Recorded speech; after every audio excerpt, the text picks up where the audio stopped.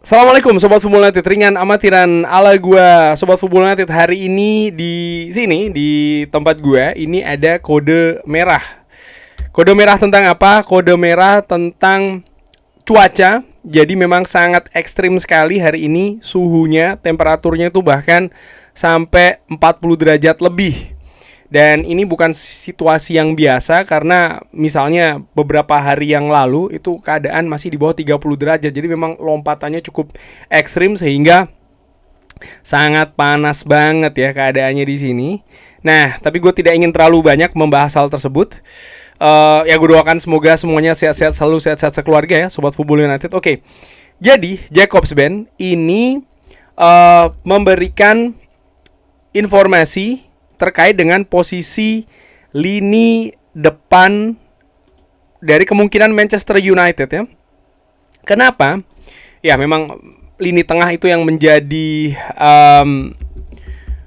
prioritas dari Manchester United. Tapi Manchester United juga butuh untuk memperkuat lini depannya. Walaupun dari berbagai informasi yang gue dapatkan, ini Manchester United masih harus tergantung dari keadaan dengan Joshua Zirkzee. Apakah Joshua Zirkzee ini akan cabut dari Manchester United atau tidak? Ini akan sangat berpengaruh. Berapa yang akan Manchester United dapatkan juga dari penjualan tersebut, ini akan sangat berpengaruh. Tapi memang seperti dibahas oleh banyak pundit juga dan media tentu saja ya, bahwa memang lini depan Benjamin Sesko ini butuh pemain lain untuk berbagi tanggung jawab, berbagi beban. Pemain lain untuk berkompetisi untuk lini depan, pemain lain juga untuk backup, dan bahkan pemain lain juga untuk membantu perkembangan dari Benjamin Sesko. Sehingga banyak yang menganalisa, atau bahkan kalau tidak salah berbagai jurnalis juga sudah memberikan informasi bahwa Manchester United tampaknya mencari profil yang berbeda. Profil yang bagaimana? Ya, Benjamin Sesko merupakan pemain yang misalnya pemain muda. Manchester United mencari pemain yang lebih senior, pemain yang punya pengalaman. Lalu Benjamin Sesko berasal dari luar Premier League. Mungkin manajemen Manchester United bukan hanya mencari pemain yang lebih senior, tapi pemain yang juga punya pengalaman yang cukup dalam di Premier League. Pemain juga yang siap berkompetisi, pemain yang juga siap untuk menjadi backup ya, terutama bagi lini depan Manchester United yang akan berlaga di Premier League, di Champions League. Jadi pemain yang akan didatangkan ini juga bukan hanya sekedar pemain senior untuk membantu perkembangan dari Benjamin Sesko, tidak. Tapi ketika dia diturunkan juga diharapkan bisa memberikan kontribusi berupa gol ya bagi Manchester United. Nah, Jakobsband ini dalam sebuah podcast mengatakan Manchester United diperkirakan akan mendatangkan striker yang berpengalaman untuk berkompetisi dengan Benjamin Sesko sebagai starting ya, atau starting 11 atau starter untuk posisi nomor 9. Nah, ini juga menarik bahwa pemain yang akan didatangkan itu sekali lagi seperti yang gue singgung tadi, ini bukan hanya untuk menjadi backup saja, tapi juga bisa memberikan kompetisi dan persaingan untuk posisi lini depan. Artinya ya dia juga punya kemampuan untuk ketika diturunkan bukan hanya sebagai pemain pengganti, tapi bahkan juga memiliki kapasitas bermain sebagai starting 11. Itu yang diharapkan. Nah, yang menarik adalah ada 3 nama yang diapresiasi oleh Manchester United, di mana salah satu nama ini secara kebetulan ya, ketika mungkin Sobat Football United dulu ingat, gue pernah menganalisa nama-nama striker yang menurut gue menarik untuk Manchester United datangkan. Ternyata ada satu nama ini yang disebut juga oleh Jakobsband ya, dan Jakobsband tentu saja juga memiliki sumber yang cukup kredibel dalam informasi-informasi yang diberikan. Nah, siapa saja 3 nama tersebut? Nomor 1 ada Danny Welbeck, lalu ada Ivan Toney, dan juga ada Igor Thiago. Ini 3 nama yang diapresiasi oleh Manchester United. Nah, tentu saja 3 nama ini memiliki pengalaman di Premier League. Mereka memiliki background yang cukup bagus. Mereka juga memiliki menurut gue ya reputasi yang juga cukup oke. Ivan Toney misalnya ya masuk ke tim nasional Inggris ya kan. Igor Thiago pun juga masuk ke tim nasional Brazil. Bahkan dari apa yang ditunjukkan musim lalu bersama dengan Brentford luar biasa, Igor Thiago. Tapi Danny Welbeck pun juga tidak bisa dikesampingkan bahwa pemain ini bahkan sudah menjadi incaran dari manajer Manchester United sebelumnya.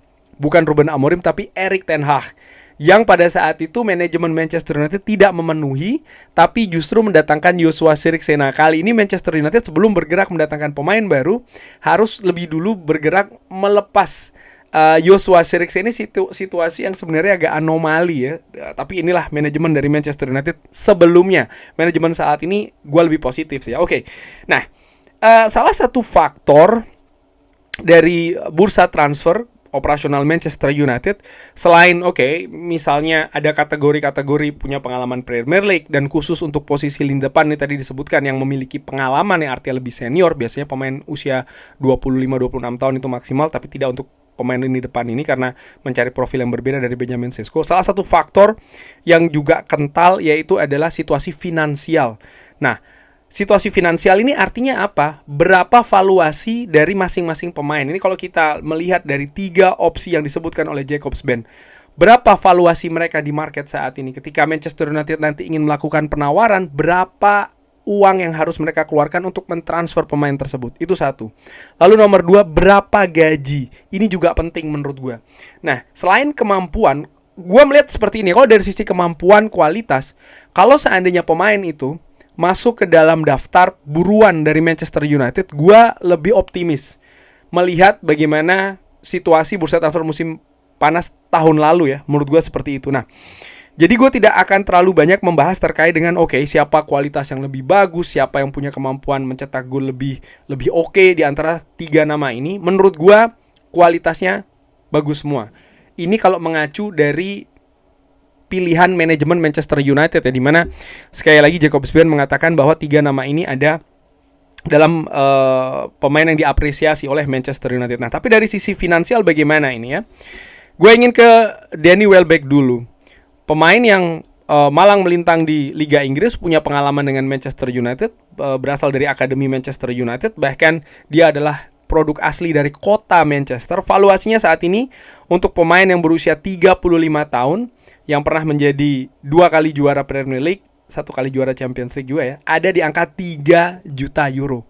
Sementara kontrak sendiri akan berakhir di tahun 2027. Jadi memang dia akan menjalani sisa musim terakhirnya di Brighton kalau tidak lepas ya. Sehingga sangat mungkin angka 3 juta euro valuasi ini tidak akan meledak lebih tinggi lagi. Nah, yang menarik adalah berapa gaji dari Danny Welbeck.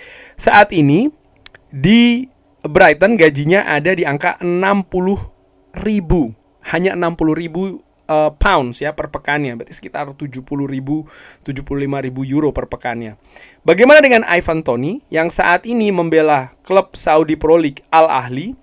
Pemain yang berusia 30 tahun ini valuasinya ada di angka 20 juta euro. Tidak terlalu tinggi sebenarnya ya untuk pemain yang sebelumnya membela Brentford dan memang menjadi andalan ya dari Brentford sebelum di tahun 2024 ini ditransfer dengan angka 42 juta euro. Jadi saat ini valuasinya setelah 2 tahun ini ada penurunan sekitar 50%, 20 juta euro.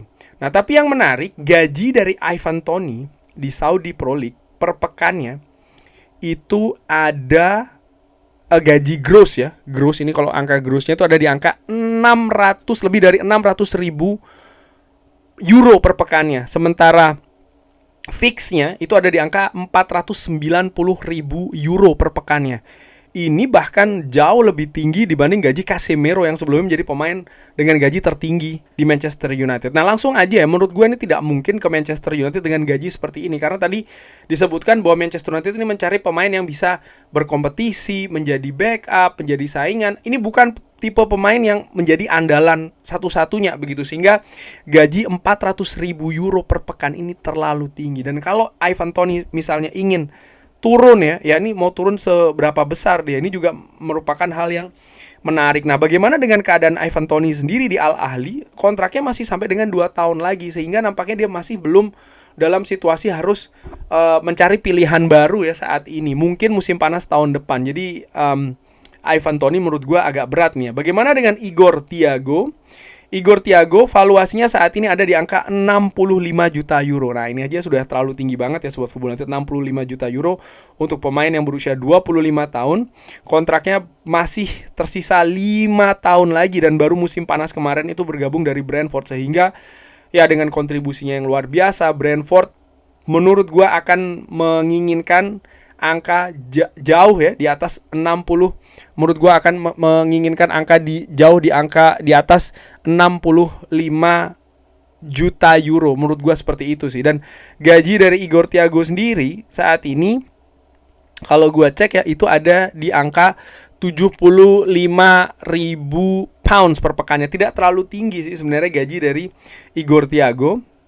Kalau dibandingkan misalnya dengan gaji pemain lain di Manchester United, tapi memang biaya transfer ini yang menurut gue nampaknya membuat situasi sulit ya untuk direalisasi oleh Manchester United. Nah, dari situ kesimpulan sementara memang dari kalau seandainya yang disebutkan oleh Jacobs dan 3 pemain ini yang diapresiasi oleh Manchester United, kecenderungan gue sih memang akan lebih ke Danny Welbeck. Tapi bagaimana menurut Sobat Football United? Ada kesepakatan ataupun juga pendapat lain? Seperti biasa silakan drop di kolom komen.